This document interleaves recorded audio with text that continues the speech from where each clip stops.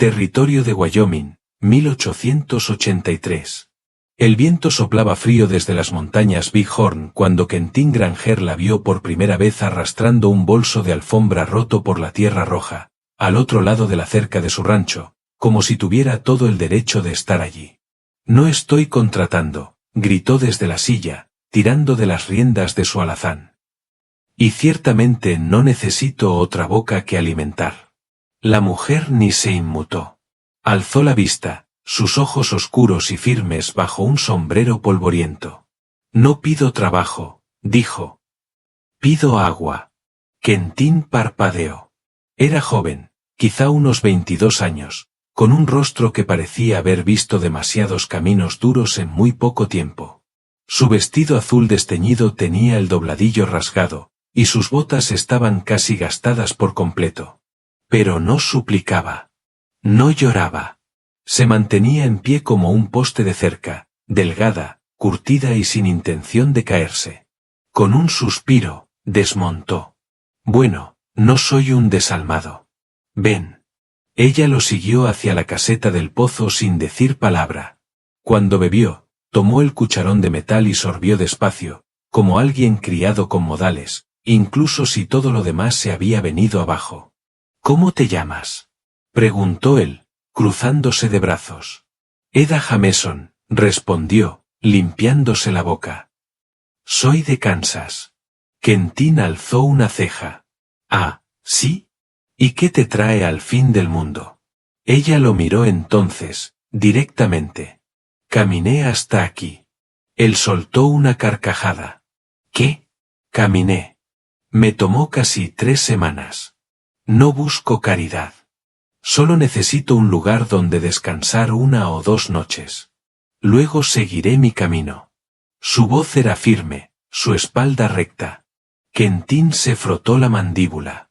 «¿Hablas en serio?». «Sí». «Bueno», dijo, mirando hacia la caseta de peones, «puedes dormir en el granero. Cuida a los caballos y no toques nada que no sea tuyo». «No soy inútil», dijo ella. «No», murmuró él, dándose vuelta hacia el corral. «Eres algo completamente distinto». No se fue a la mañana siguiente. Ni a la otra. Quentin pensó que desaparecería al amanecer, quizá llevándose 1 o 2 manzanas. Pero cada mañana estaba allí, barriendo el granero, alimentando las gallinas, incluso arreglando una bisagra rota del gallinero sin que nadie se lo pidiera. «Sabes que esta no es tu tierra», le dijo al 4.º día, viéndola partir leña con unos brazos que parecían demasiado delgados para el trabajo. «Lo sé», respondió sin mirarlo. «¿Piensas quedarte?». «No tengo a dónde ir». «Dijiste que seguirías tu camino». «Mentí». Él parpadeó. «Vaya». Esa noche ella cenó en su mesa. Se sentó frente a él, callada pero no tímida, comiendo frijoles y carne salada como si fuera un banquete. Tenía las manos limpias, la postura rígida, y le dio las gracias con un asentimiento, no una sonrisa. «¿Tienes familia por aquí?», preguntó él. «No esposo». «¿No? ¿Huyes de algo?». Ella levantó la vista, ojos firmes. «Mi padrastro vendió todo cuando mi madre murió. Tomó el dinero y nos dejó a mi hermano pequeño y a mí atrás». Quentin se recostó. «¿Cuántos años tenía tu hermano?». 9. Él dejó de masticar. «El sheriff dijo que fue fiebre», continuó ella, «pero creo que fue hambre. No teníamos nada. Lo enterré detrás de la escuela». Quentin guardó silencio. La lámpara parpadeaba entre ellos. «No te estoy pidiendo que arregles nada», dijo ella. «Solo necesito un lugar donde no desaparecer». Él asintió una vez. «Está bien». Pasó 1 semana. Luego 2. Quentin nunca había conocido a una mujer como ella. Eda trabajaba desde el amanecer hasta el anochecer sin quejarse. Parcheó el techo, cavó postes de cerca y sabía usar el Winchester que él dejaba apoyado en el porche. Y lo miraba como si fuera un hombre, no un chiste, no un sueldo, no una amenaza. Así que él empezó a hablar. Le contó de la guerra, de su tiempo como mensajero para la Unión, de cómo nunca volvió a casa después de Appomattox porque ya no había nada a donde volver. Le habló de la tierra que compró con lo último de su paga militar, del caballo que crió desde potro, y de su hermano, muerto en un derrumbe minero en Colorado. A veces ella escuchaba en silencio. Otras veces le contaba historias del arroyo detrás de su antigua casa, de cómo escondía comida para Oliver, de cómo su madre cantaba mientras colgaba las sábanas. Un día, él la encontró en su cabaña, fregando el piso de rodillas. «No tienes que hacer eso», dijo. «Lo sé». Él cruzó la habitación y se agachó a su lado. «¿De verdad no piensas irte?» Ella lo miró, su rostro sonrojado por el trabajo. «¿Quieres que me vaya?» Él vaciló. «Pensé que eras un chiste. El primer día que te vi, supuse que estabas loca o desesperada». «Estaba ambas», dijo ella. «Pero me quedé». «Sí». Él la miró, sintiendo algo apretarse detrás de las costillas. «No eres un chiste». «También lo sé», susurró ella. Esa noche llegó una tormenta. El trueno estallaba como fuego de cañón y el viento arrancaba ramas. Quentin la encontró de pie junto a la ventana, brazos cruzados. «No me gustan las tormentas», dijo. Él le tomó la mano. «Entonces ven a sentarte junto al fuego». Ella lo miró, sorprendida. Después lo siguió. Se sentaron cerca, las rodillas tocándose. Sus dedos se enredaron sin dudar. Y cuando ella apoyó la cabeza en su hombro, él no se movió. «Ya no estás sola», dijo él en voz baja. «Lo sé», exhaló ella. Él se volvió para mirarla. La lluvia golpeaba el techo. El fuego chisporroteaba. Entonces ella lo besó. Fue un beso suave, decidido, el tipo de beso que decía que ya había tomado una decisión. Cuando se apartó, lo miró como si él fuera lo único en el mundo que todavía tenía sentido. «No eres lo que esperaba», dijo él, acariciándole la mejilla. «Tú tampoco». Él la besó de nuevo, esta vez más lento, más profundo.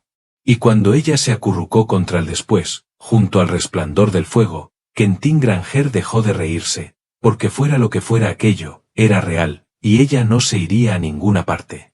La nieve llegó temprano ese año. Para la primera semana de octubre, las crestas más allá del pastizal ya llevaban una capa blanca que no se derretía al mediodía. Eda estaba al borde del potrero antes del amanecer, su aliento formando nubes en el aire frío, mirando el sendero de la cresta como si esperara a alguien. Quentin se apoyó en el poste del porche, observándola. «Sigues mirando al este», dijo. «Como si Kansas fuera a incendiarse y enviar a alguien por ti». Ella no se volvió. «Nadie viene. Es solo costumbre». Él bajó los escalones, sus botas crujiendo sobre la hierba helada. «¿Esperas otra cosa entonces?» «Solo intento averiguar si pertenezco aquí». Entrecerró los ojos hacia el horizonte, el cielo aclarando detrás de ella.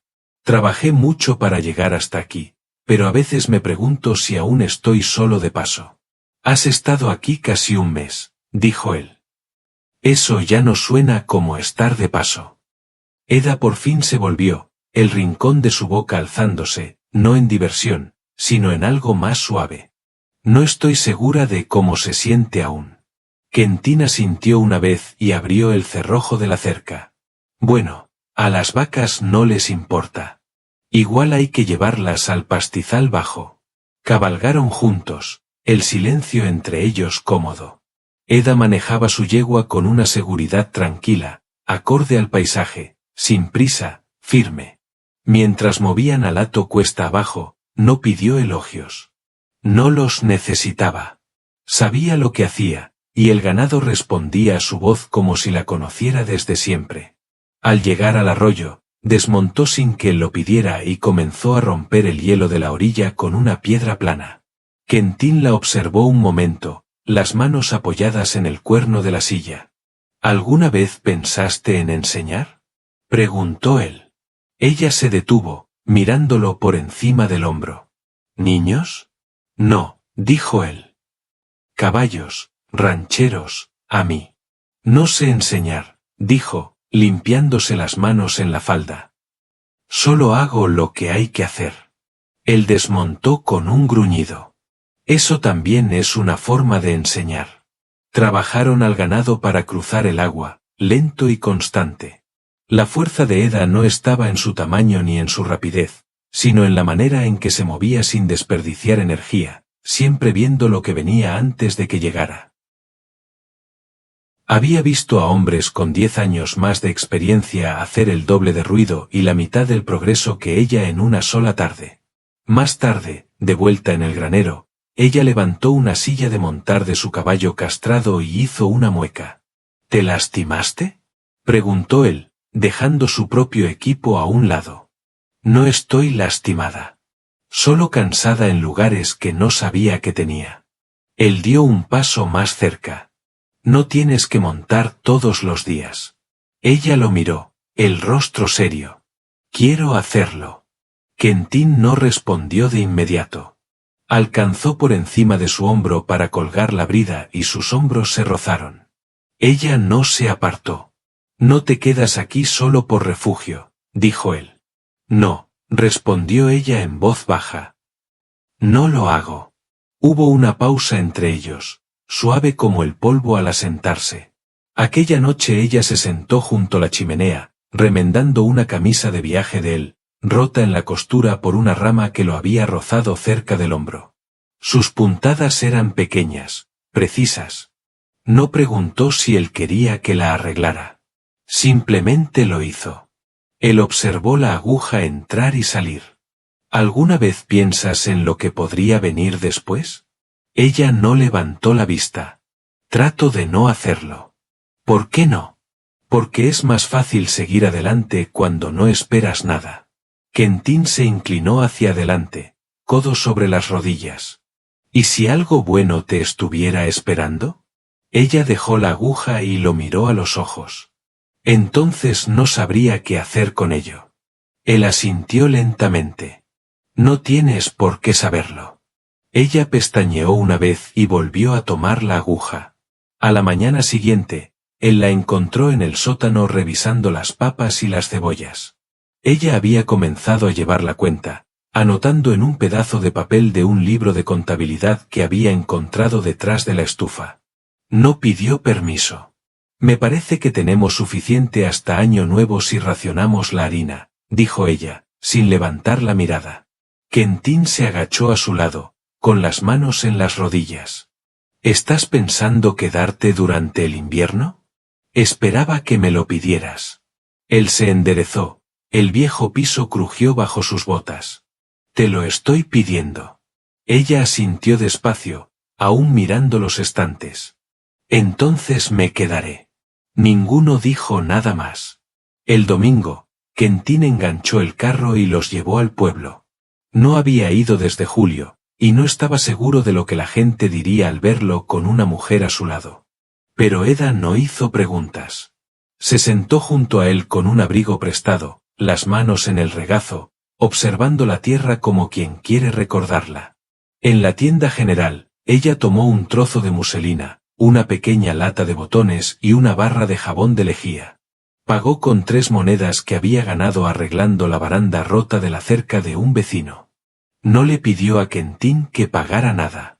Mientras cargaban el carro, él la observó asegurar los paquetes. No tenías que comprar para la casa. No estaba comprando para la casa, dijo ella. Estaba comprando para mí, y lo que es mío se queda donde soy bienvenida. Él asintió, con la mandíbula apretada por algo cuyo nombre no conocía. Eres bienvenida. De regreso, los copos de nieve cruzaban el camino en suaves ráfagas. Eda se apoyó en su hombro sin hablar, y él dejó las riendas flojas entre sus manos. Ya no se reía cuando recordaba aquel primer día, cuando la vio arrastrando aquel bolso destrozado por la tierra. De vez en cuando la observaba como si intentara memorizar la manera en que ella se movía por el mundo. Ella no fingía no notarlo y tampoco se apartaba. A principios de noviembre, la primera helada fuerte cayó en el valle, dura y filosa. El suelo crujía bajo los pies por las mañanas, y el arroyo detrás del granero tenía una fina capa de hielo incluso después del mediodía. Eda había empezado a levantarse antes del alba, tejiendo lana entre sus dedos a la luz de un farol, trabajando en un nuevo par de mitones para Quentin. Los viejos que él usaba estaban agrietados en las costuras, el cuero rígido por los años. Él la observó desde la puerta una mañana, brazos cruzados, los hombros aún pesados de sueño. ¿Alguna vez haces algo solo para ti? Ella no dejó de coser. Me gusta mantener las manos ocupadas. Eso no fue lo que pregunté. Ella remató un pulgar y lo miró. No sé qué haría si no fuera necesaria. Él entró en la habitación, las botas suaves sobre el piso gastado. ¿Alguna vez piensas que ser querida es mejor que ser necesaria? Eda dejó el mitón a medio terminar. No es algo que haya tenido motivo de esperar. Quentin se sentó frente a ella, codos sobre las rodillas. Bueno, ahora sí tienes motivo. Ella lo miró por un largo momento y luego tomó el siguiente hilo de lana. Esa tarde la llevó al borde sur del pastizal, cerca de un terreno que siempre había querido cercar pero nunca lo había hecho. Unos cerezos silvestres bordeaban la pendiente, sus ramas ya desnudas salvo por unas pocas hojas tercas resistiendo al viento. He estado pensando, dijo él, arrodillándose para revisar el terreno por si hubiera levantamiento de helada. Si ponemos los postes aquí y limpiamos los arbustos en primavera, se abriría otro tramo de pastoreo. Eda se agachó junto a él, los dedos rozando la tierra. Está firme. No hay hundimiento debajo. Pensaba que podríamos hacerlo juntos, dijo él.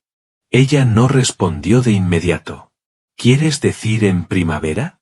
Quiero decir como algo que sea nuestro. No solo trabajo. Ella se puso de pie y sacudió las palmas. Nunca he tenido tierra. Pero tienes manos que saben cómo sostenerla. Eda miró hacia la cresta. No sabría por dónde empezar. Quentin se colocó a su lado.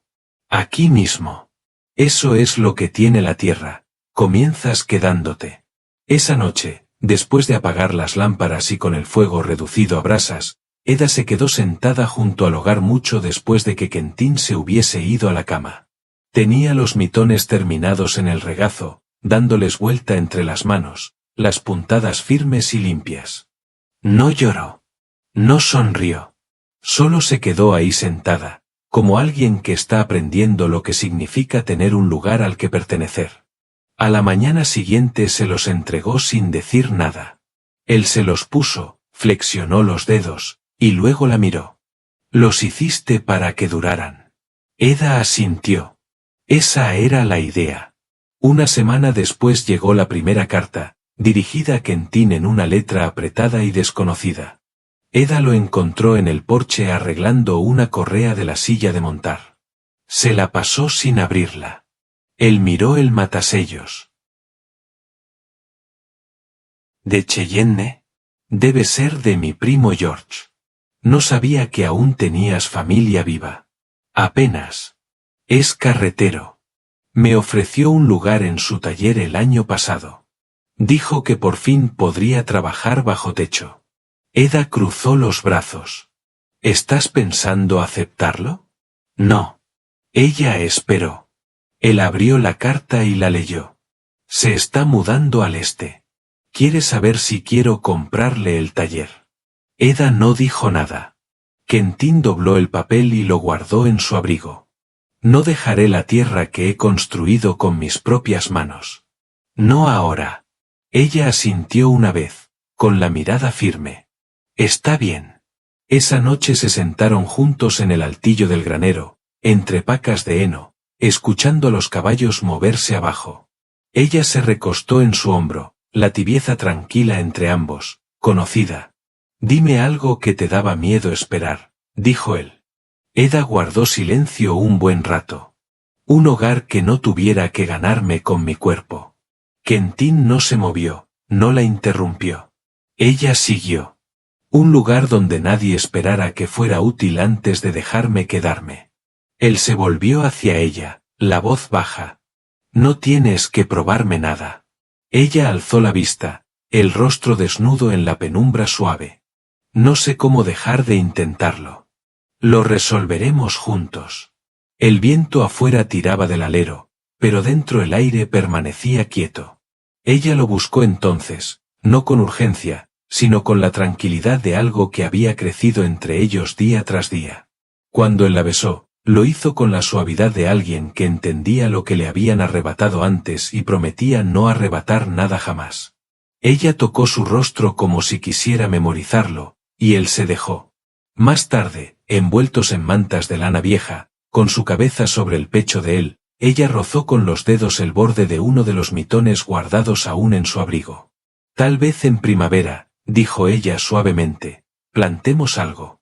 Él besó la coronilla de su cabeza. Lo plantaremos juntos. Y por primera vez, ella no sintió que estaba de paso. A mediados de diciembre los días se hicieron cortos y grises. La nieve se acumulaba en las hondonadas, se amontonaba alta contra el lado norte del granero, y el aire dentro de la cabaña tenía el olor a humo de pino y salvia seca.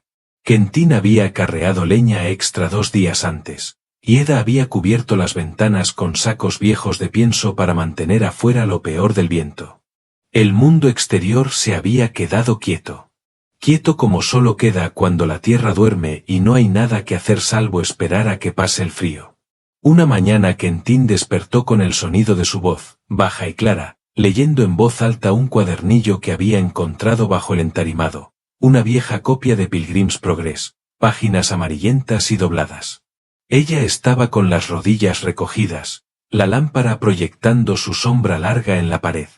¿Siempre lees así?, preguntó él desde la cama, con la voz adormilada. Ella lo miró por encima del hombro. Solo cuando tengo a alguien escuchando. Lees mejor que la maestra de Fort Wilk, murmuró él. Ella tartamudeaba en cada línea. Tuve una maestra que nos hacía leer en voz alta aunque no quisiéramos, dijo Eda. Decía que eso enseñaba a cargar bien las palabras. Quentin tiró de la manta sobre sus hombros. Parece que sabía algo.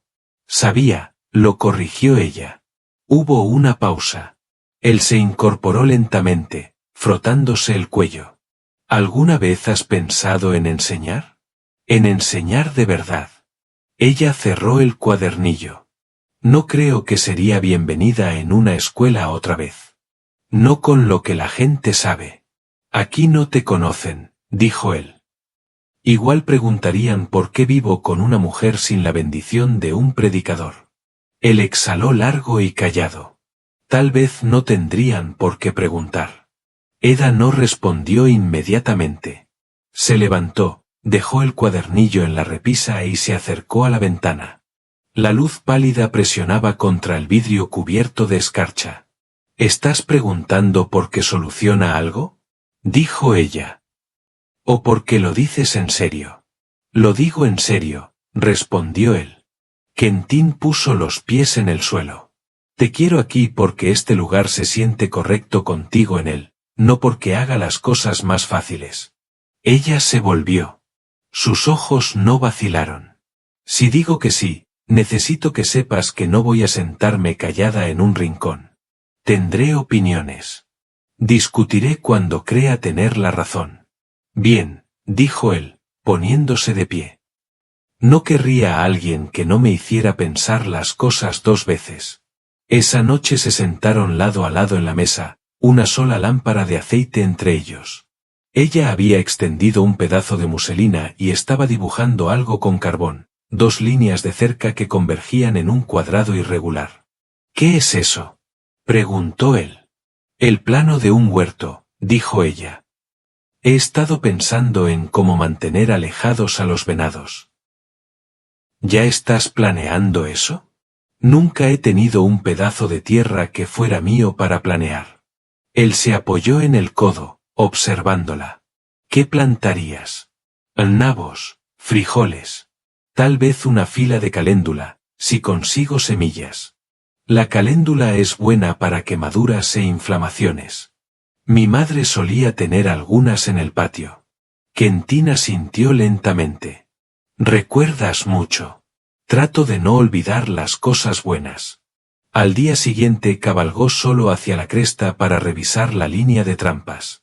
La nieve se había endurecido sobre las colinas y el viento le calaba el abrigo, pero la quietud aclaraba sus pensamientos.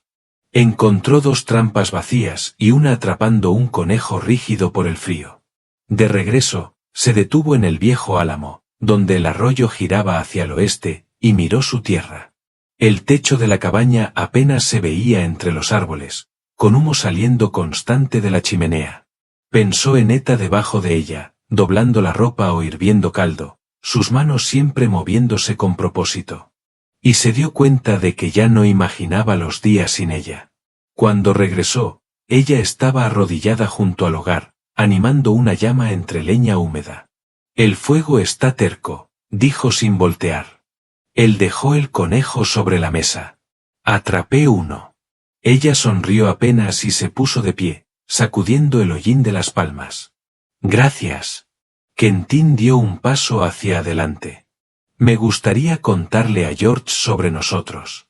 Entonces se lo contaremos, dijo ella. ¿Estás segura? No habría dicho que sí si no lo estuviera. Se quedaron allí, en el cálido silencio de la habitación, mientras el frío permanecía afuera por ahora. Ella tomó su mano y entrelazó sus dedos con los suyos. Hay muchas cosas que aún no sé, dijo ella. Las aprenderemos juntos. Ella asintió levemente y se apoyó contra su pecho, la frente justo bajo su clavícula. Afuera, la nieve comenzó a caer nuevamente, fina y ligera, cubriendo los pasamanos del porche y los postes de la cerca. Dentro, el mundo parecía inmutable, pero Eda sabía, en la quietud de sus propios huesos, que había cambiado para siempre. El deshielo llegó lento esa primavera, filtrándose bajo la nieve como un secreto. El hielo se rompió primero en el arroyo, un largo y bajo gemido bajo el sol de la mañana, y luego el suelo se ablandó, convirtiendo el camino al granero en barro y raíces descongeladas. Eda estaba en el porche, con las manos en la cintura, entrecerrando los ojos hacia el campo trasero donde Quentin estaba colocando marcadores de cuerda para la nueva línea de la cerca. No le llamó, no saludó. Solo observó, labios apretados en una línea de concentración silenciosa, como si midiera algo más allá de la tierra. Cuando él entró para la cena, botas cubiertas de barro y hombros adoloridos, ella le entregó un plato de pan de maíz y repollo hervido sin ceremonia, pero con una servilleta de lino doblada limpia bajo la cuchara. Él asintió en agradecimiento y comieron en silencio cómodo hasta que se recostó y dijo: Hoy pasé el límite sur de la propiedad. Hay un valle protegido allá atrás. Eta levantó la vista, buscando ganado, buscando la casa. Apoyó la cuchara. ¿Estás pensando en construir? Estoy pensando en empezar de verdad. Este lugar siempre fue para un solo hombre. Quiero construir algo que sirva para 2. Ella no respondió de inmediato. Luego se levantó al otro lado de la habitación y se arrodilló junto a su silla. Si vamos a construir de nuevo, quiero una ventana que mire al este. Quiero ver el sol antes que cualquier otra cosa. Él sonrió lentamente. Entonces empezaremos los cimientos la próxima semana. A la mañana siguiente tomaron prestado un carro del rancho vecino para transportar madera aserrada desde el molino cerca de Big Tralls. El viaje tomó casi todo el día. El camino embarrado y los caballos nerviosos por el olor del agua subiendo. Cuando volvieron a su tierra, el cielo estaba dorado en los bordes y el olor de la tierra mojada se sentía denso en el aire. Quentin detuvo el carro cerca de los álamos y miró a quien estaba junto a él en su abrigo pesado, una mano apoyada sobre su vientre. «Has estado callada». Ella no le miró a los ojos. «He estado guardando algo». Él tiró suavemente de las riendas y el carro crujió al detenerse. «No quería decir nada hasta estar segura», dijo ella. «Pero ahora lo estoy». Él esperó. «Creo que estoy embarazada». Quentin parpadeó. ¿Tuya? Ella asintió una vez, con la mirada firme. No muy avanzada. Tal vez 2 meses. Él respiró profundo y tomó su mano. ¿Estás bien con eso? No tengo miedo, dijo ella. No como antes. Esta vez no estoy sola. Él giró su mano entre las suyas y besó sus nudillos. Nunca volverás a estarlo. No hablaron el resto del camino a la cabaña, pero cuando la ayudó a bajar del carro, su mano se quedó en la parte baja de su espalda, protectora y segura. Esa noche, Quentin permaneció despierto mucho después de que ella se durmiera a su lado, una mano bajo su mejilla. Observó el techo, cómo se movían las sombras sobre las vigas, y pensó en lo que significaba ser padre. Él no tuvo uno más allá de los 14, y lo que recordaba era sobre todo correas de cinturón y silencio. Pero tenía a Eta, y eso hacía toda la diferencia. A mediados de abril, la nueva casa había tomado forma, vigas colocadas, paredes enmarcadas, techo esperando solo las tejas. Cuando pasó la última helada, Eta plantó caléndula cerca de la puerta y colgó un ramillete de cedro seco sobre la lenteja. Quentin talló sus iniciales en el marco de la puerta, bajo, donde solo ellos lo notarían. La boda fue sencilla. Ella llevaba un vestido de lana teñido con nogal y cosió el dobladillo ella misma. Él se afeitó, usó su camisa más limpia y pidió prestado un pasador de cuello a la esposa del vecino. El predicador vino desde 10 millas con una Biblia y un frasco que no ofreció hasta después de los votos. Nadie les pidió discursos. Se tomaron de las manos, dijeron lo que debían decir, y cuando el predicador los declaró marido y mujer, Quentin la besó como si ya le perteneciera y siempre lo hubiera hecho. Más tarde, cuando el sol bajaba y los invitados se retiraban, Eda y Quentin se quedaron en el porche de la nueva casa, la madera todavía oliendo a serrín y resina, observando el viento moverse entre la hierba. «Quiero llamarla Ruth», dijo Eda, una mano sobre su vientre. Él la miró. «¿Crees que será niña?» «Lo siento», ella asintió. «Ruth será». Se recostó en él, la cabeza sobre su hombro. «Nunca pensé que tendría esto». «Te lo ganaste», dijo él. «No, lo soporté», dijo ella. «Eso es distinto». Él presionó sus labios contra su cabello. «Todavía tuya». La primavera floreció lentamente. Plantaron nabos, frijoles y una fila de hierba dulce para las abejas. La casa se mantenía cálida incluso en las mañanas frías, y la risa de Eda surgía más fácil ahora, más plena. Quentin hablaba con más suavidad, se movía más despacio, como si tuviera miedo de perderse algo. Cuando nació la bebé justo después de la primera tormenta de verano, la llamaron Ruth, como habían dicho. Tenía los ojos de Eta en las manos de Quentin, y dormía mejor cuando el viento pasaba justo entre los álamos. La criaron en la casa que construyeron juntos, en una tierra de la que ninguno venía, pero que ambos habían elegido. Y cada mañana abrían primero la ventana del este, dejando que la luz cayera sobre el suelo como una promesa cumplida. Nunca se fueron. Nunca lo necesitaron. Y nunca volvieron a estar solos.